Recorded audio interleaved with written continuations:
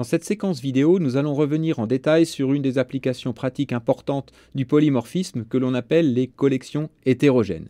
Jusqu'ici, nous avons vu que l'héritage et les méthodes virtuelles permettaient de définir des traitements génériques sur les instances d'une hiérarchie de classes, ce que l'on appelle le polymorphisme. Et puis l'on a vu que si l'on voulait appliquer des fonctions ou des méthodes que l'on souhaitait être polymorphiques, donc appliquer des traitements que l'on veut polymorphiques à des objets, il fallait que ces objets soient passés par référence. Qu'en est-il si l'on a un ensemble d'objets, une collection d'objets qui appartiennent à une hiérarchie et que l'on souhaite pouvoir manipuler de façon polymorphique? C'est ce que l'on appelle une collection hétérogène, en ce sens que chaque objet stocké dans la collection, stocké dans l'ensemble, peut avoir un comportement spécifique différent. Reprenons pour illustrer ceci l'exemple de notre jeu avec des personnages. Nous avions donc une classe personnage avec un certain nombre d'attributs et de méthodes spécifiques et puis différentes sous-classes, voleurs, magiciens, guerriers, etc. qui étaient des personnages et on voulait donc les mettre dans un jeu qui contiendrait donc plusieurs personnages. Ça serait donc une collection de personnages, mais on souhaite que chacun des personnages se comporte pour ce qu'il est en réalité, un guerrier pour un guerrier, un voleur pour un voleur, etc. Donc cette collection va être hétérogène. Comment donc définir le jeu dans ce cas-là? On pourrait bien sûr définir le jeu ainsi, avoir pour chacune des sous-classes une collection spécifique, donc avoir une collection de guerriers pour stocker tous les guerriers, une collection de magiciens pour stocker tous les magiciens, etc., etc. On pourrait ainsi afficher tous les guerriers au travers d'une méthode qui permet d'afficher les guerriers, afficher tous les magiciens au travers d'une méthode spécifique, etc. Ajouter éventuellement un guerrier au jeu, ajouter un magicien, ajouter un voleur, etc. C'est une solution possible et dans certains cas, ça sera nécessaire de comme ça différencier les différentes sous-classes et d'avoir des collections spécifiques pour chacune des sous-classes. Ceci ne sont pas des collections hétérogènes, ce sont autant de collections spécifiques pour chacune des sous-classes. C'est une solution tout à fait possible, mais l'on pourrait aussi imaginer une autre solution, cela dépend du contexte, des besoins du programme, où l'on imaginerait donc gérer de façon globale tous les personnages, les gérer donc de façon générique dans une collection de personnages, lesquels personnages auraient chacun leur spécificité propre, donc de façon collection hétérogène. À ce moment-là, on définirait donc la classe jeu ainsi. On aurait une collection donc ici de personnages sous la forme d'un tableau dynamique qui regrouperait tous nos personnages. On n'aurait plus qu'une seule méthode affichée qui permettrait d'afficher tous les personnages et on aurait une méthode générique ici, ajouter un personnage qui permettrait donc d'ajouter un personnage quelconque dans la collection. Dans ce contexte, on voudrait bien sûr que chacun des personnages ait son comportement propre, et donc par exemple si personnage de i est un guerrier, alors la méthode personnage de i.affiché soit bien celle de la sous-classe de guerrier qui s'applique. Donc on voudrait avoir ici un comportement polymorphique des personnages stockés dans le jeu. Malheureusement, le code présenté jusqu'ici ne permet pas d'avoir de comportement polymorphique, puisqu'en effet ici nous avons un tableau dynamique de personnages. Et donc les personnages ici sont accédés directement sans passer par une référence, sans passer par un pointeur. Or, je vous rappelle que si l'on veut un comportement polymorphique, il faut d'un côté des méthodes virtuelles et de l'autre côté passer par soit des pointeurs, soit des références, lesquelles utiliser ici. Je vous rappelle un conseil général concernant les pointeurs et les références, c'est d'utiliser des références à chaque fois qu'on le peut et d'utiliser des pointeurs quand on le doit. Donc ici, l'idée, ça serait d'utiliser une collection de références. Malheureusement, on ne peut pas mettre de références dans un tableau dynamique ni dans les collections standards de C++ pour des raisons techniques qui nous emmèneraient trop loin de détailler ici.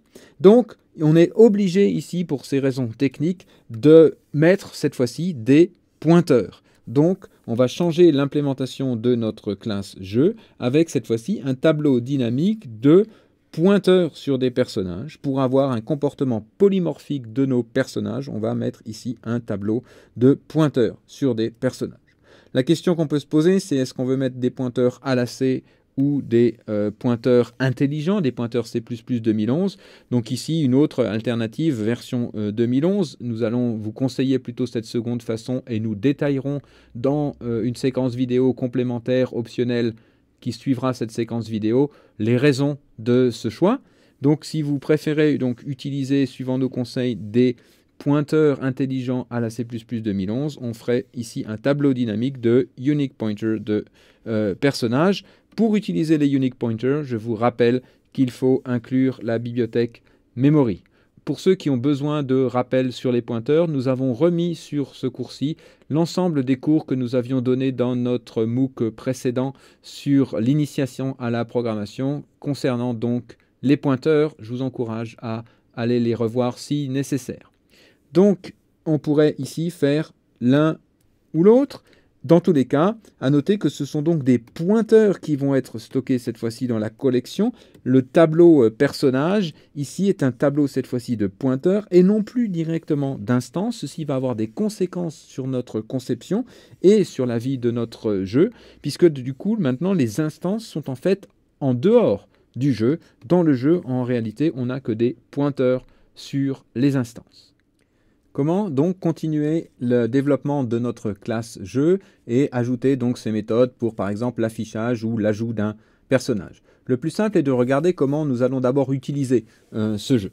Donc on déclarerait par exemple un jeu ici de instance de cette classe jeu et on imagine qu'on ajouterait un personnage. Mais on doit ajouter un pointeur. Donc le plus simple, c'est simplement d'ajouter un pointeur alloué dynamiquement ici par un new.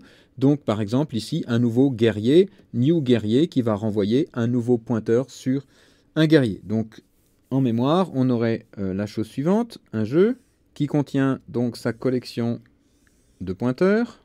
Au départ, elle est certainement vide. Et puis on aurait donc ici création d'un guerrier en mémoire. Et le new nous rendrait un pointeur sur ce guerrier que l'on stockerait donc dans notre collection. On aurait donc comme prototype pour nos méthodes, ici une méthode donc ajouter personnage qui prendrait directement un pointeur sur un personnage, c'est ce qu'elle reçoit. New renvoie un pointeur à la C sur un personnage. Et puis bien sûr la méthode afficher qui elle ne pose pas de souci, qui va afficher tous les personnages. Donc au niveau de son prototype, simplement le prototype usuel de cette méthode afficher.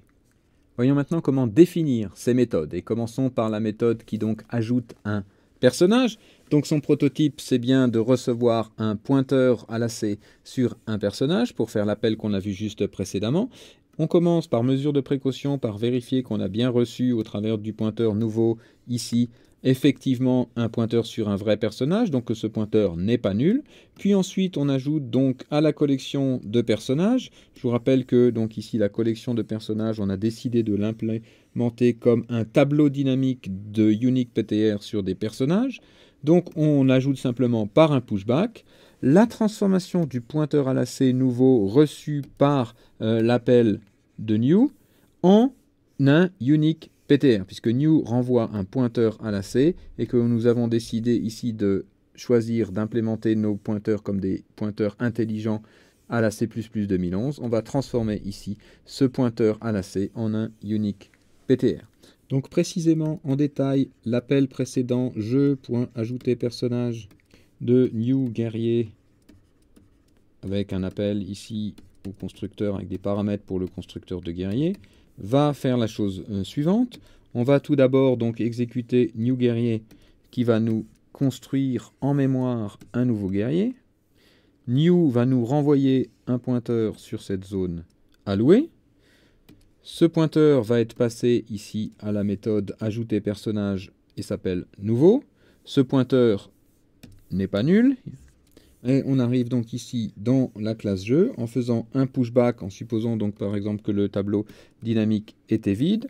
On va faire donc ici un pushback, ce qui va ajouter une case à notre tableau, dans laquelle on ajoute la transformation de ce pointeur à la C reçu de new en un unique PTR qui donc pointera sur la zone mémoire allouée par le new. Voyons maintenant la méthode afficher. On suppose que chacun des personnages a sa propre méthode afficher qui est polymorphique et donc il suffit de faire comme ceci la boucle sur tous les personnages stockés dans le tableau dynamique de pointeurs sur des personnages et donc d'appeler la méthode afficher au travers donc de ce pointeur. C'est justement pour ça qu'on avait un pointeur pour avoir ici un comportement polymorphique. Cependant, ce code ne compile pas. En effet, notre tableau dynamique personnage est un tableau dynamique de unique PTR, c'est-à-dire des pointeurs uniques. On ne peut pas avoir plusieurs pointeurs sur la case mémoire. Donc en mémoire, on a quelque chose comme ceci, un tableau dynamique de unique PTR qui pointe sur des personnages. Et quand on écrit la boucle for,